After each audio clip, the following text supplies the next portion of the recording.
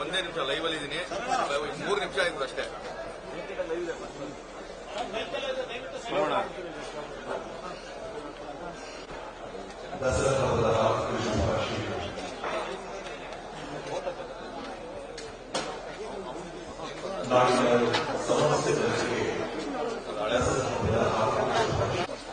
Live ಐತೆ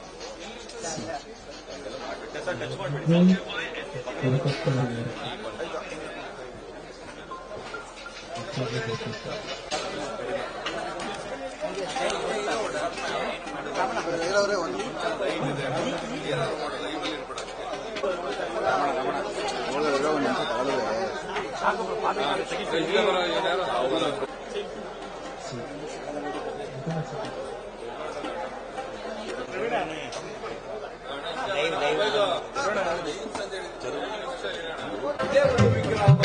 ವಿಜಯದಶಮಿಯ ಮೆರವಣಿಗೆ ದಿನವೂ ಸಹ ಏನು ಆನೆಯ ಮೇಲೆ ಚಿನ್ನದ ಅಂಬಾರಿ ಇರ್ತದೆ, ಅಲ್ಲಿ ಪ್ರತಿಷ್ಠಾಪಿಸಲಾಗ್ತದೆ.